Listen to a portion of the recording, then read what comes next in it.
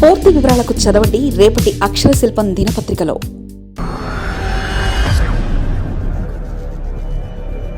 మొత్తానికి గులాబీ బాస్ బయటకి. నయా స్ట్రాటజీస్తో గులాబీ బాస్ కొత్త వ్యూహ ప్రతివ్యూహాలతో వచ్చేస్తూ కేసీఆర్ రాజకీయంగా యాక్టివ్ అవుతున్నారా? 2 నెలల తర్వాత తిరిగి యాక్టివ్ అయ్యేటట్లు కల్వకుంట్ల చంద్రశేఖరరావు. ఇలా అంటే చాలా పెద్ద ఎత్తున ఎవరికి అర్థం కాదు. కేసీఆర్ అనేసరికి చాలా మందికి అర్థమైపోయింది. తెలంగాణలోనే కాదు, తెలుగు రాష్ట్రాల మొత్తం దాటి ఇటు దక్షిణ రాష్ట్రాల్లో కూడా ఆయన పేరు వినిపిస్తూ ఉంటుంది. ముఖ్యంగా కేసీఆర్ అనేసరికి వ్యూహాలు ప్రతివ్యూహాలు ఉంటాయి. ఆయన ఏ స్టాండ్ తీసుకున్నా చాలా జాగ్రత్తగా తీసుకుంటారు. చంద్రబాబు తర్వాత అంటే చంద్రబాబు సమకాలికుడైనప్పటికీ కూడా చంద్రబాబు తర్వాత బాగా వ్యూహాలు రచించడంలో కేసీఆర్ దిట్ట. కేసీఆర్ ఒకసారి నిర్ణయం తీసుకున్న తర్వాత అది చాలా దూరం వెళ్తుంది. అదేవిధంగా కేసీఆర్ ఒక విషయాన్ని వదిలేశారంటే అది ఇంకా వదిలేసినట్లే. ఇక ఇప్పుడు పాయింట్కి వస్తే కేసీఆర్ మళ్ళీ యాక్టివ్ అవుతున్నారు. తెలంగాణ మాజీ ముఖ్యమంత్రి కేసీఆర్ రాజకీయంగా యాక్టివ్గా అవుతున్నారు. జనంలోకి రావడానికి ప్రణాళిక సిద్ధం చేసుకుంటున్నారు. కాంగ్రెస్ ప్రభుత్వం ఏర్పాటై 2 నెలల తర్వాత ఆయన తిరిగి యాక్టివ్ అయ్యేటట్లు కనిపిస్తుంది. ఇన్నాళ్లు ఎర్రవెల్లి ఫామ్ హౌస్కే పరిమితమైన కేసీఆర్ ఇక తెలంగాణ రాజకీయాల్లో వేగంగా అడుగులు వేయాలని నిర్ణయించుకున్నట్టుంది. బీఆర్ఎస్ వరుస ఓటములతో పాటు అనేక పరిణామాలు ఆయనను తిరిగి యాక్టివ్ చేస్తున్నాయంటున్నారు.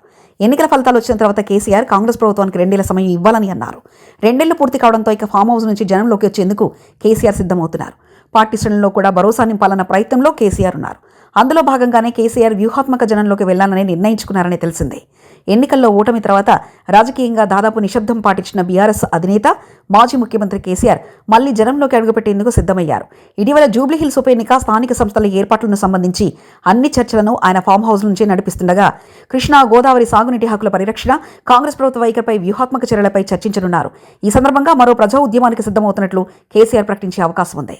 రాబోయే స్థానిక సంస్థల ఎన్నికలకు బలమైన ప్రణాళికలంటూ కీలక అంశాలు చర్చకు రానున్నట్లు తెలుస్తుంది.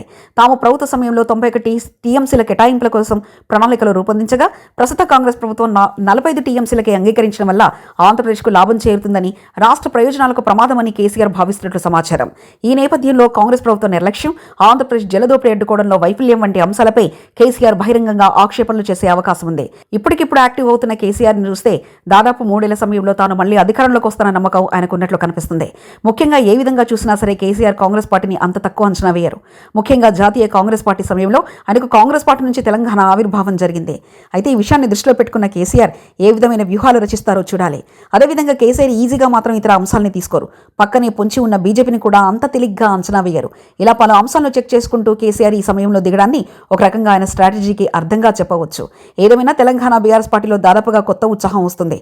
ఎందుకంటే కేసీఆర్ మళ్లీ ఫామ్లోకి వచ్చేస్తారు కాబట్టి ఇకపై ఆయన ఏం చేస్తారో వేచి చూడాలి.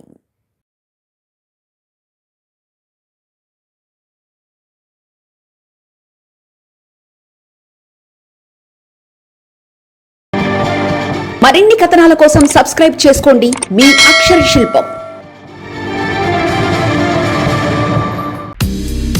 పూర్తి వివరాలకు చదవండి రేపటి అక్షర శిల్పం దినపత్రికలో.